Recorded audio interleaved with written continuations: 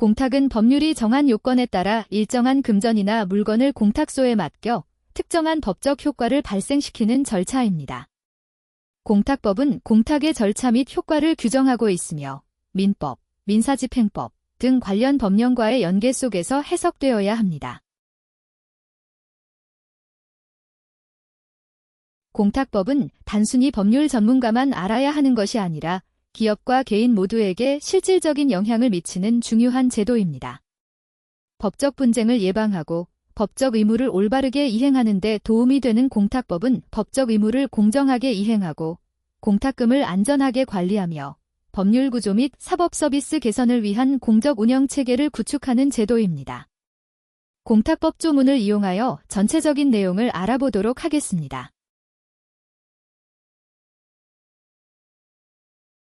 공탁법 총칙은 국민의 재산을 보호하고 공탁 절차를 명확하고 공정하게 운영하기 위한 법적 기반을 제공한다는 메시지를 담고 있습니다. 공탁법 제2장 공탁 절차는 공탁을 안전하고 체계적으로 처리하는 방법과 공탁된 재산을 보호하는 법적 절차를 안내하는 역할을 합니다. 또한 특정한 경우 외국인 형사공탁 등 공탁이 더 편리하게 이루어질 수 있도록 배려하고 있다는 메시지를 담고 있습니다.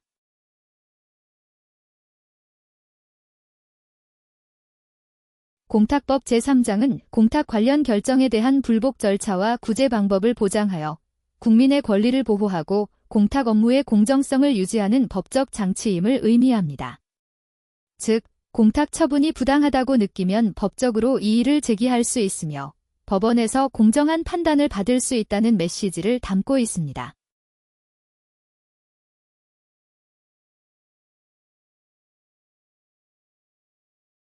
공탁법 제4장 공탁금관리위원회 내용은 공탁금이 공정하고 안전하게 관리되며 법적 제도적 통제를 통해 투명성을 확보한다는 메시지를 전달합니다.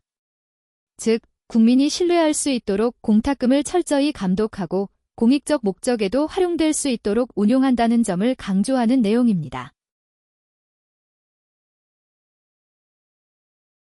공탁법 제5장 사법서비스진흥기금은 단순한 사법행정 규정이 아니라 국민의 법적 권리를 보장하고 사법서비스의 질을 높이기 위한 국가의 의무를 명확히 한 조항입니다. 이를 통해 법적 보호가 필요한 국민들에게 더욱 효과적이고 지속 가능한 지원이 이루어질 수 있도록 설계되었음을 알 수 있습니다.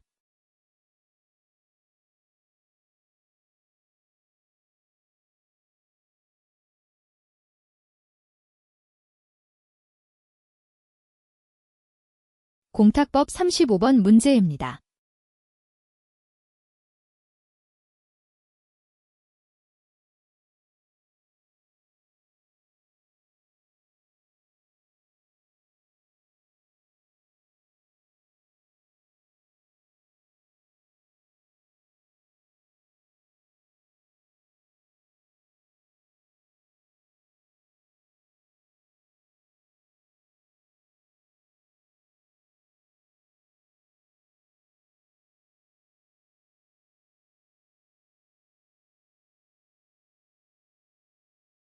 이번 시간에는 행정예규 제1345호, 토지 수용 등의 보상금의 공탁에 관한 사무처리 지침 내용입니다.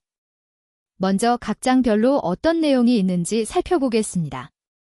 제1장 총칙은 토지수용위원회가 제결한 보상금의 공탁과 관련된 기본적인 사항을 규정하고 있습니다.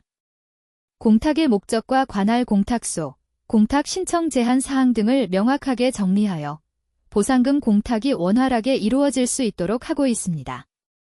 제2장 공탁 신청 절차입니다. 보상금 공탁이 필요한 상황과 그에 따른 공탁 신청 절차를 규정하고 있습니다. 보상금을 받을 사람이 없거나 수령을 거부하는 경우, 사업 시행자가 불복하는 경우, 또는 압류 가압류로 인해 지급이 금지된 경우 공탁이 가능하며 신청 시 유의해야 할 점도 명시되어 있습니다. 제3장은 공탁물 지급 절차로 공탁된 보상금이 지급되는 절차와 출급에 대한 제한사항을 다루고 있습니다. 피공탁자의 권리 승계, 출급 청구 시 필요한 서류, 그리고 일부 피공탁자가 공탁금을 출급할 수 없는 경우 등에 대해 상세히 설명하고 있어 보상금 지급 과정에서의 혼선을 방지하고 있습니다. 마지막으로 제4장 보상금 지급 청구권에 대한 압류 등이 있을 때의 공탁 절차입니다. 보상금 지급 청구권이 압류되거나 가압류된 경우 공탁 절차를 어떻게 진행해야 하는지 규정하고 있습니다. 민사집행법에 따른 압류와 체납 처분에 따른 압류가 있을 경우 각각 어떤 절차를 따라야 하는지 명확히 하고 있어 사업 시행자가 법적 문제 없이 공탁을 진행할 수 있도록 돕고 있습니다. 이 지침은 공익사업이 차질 없이 진행될 수 있도록 하면서도 토지 소유자의 권리를 보호하고 법적 분쟁을 줄이는 중요한 역할을 합니다.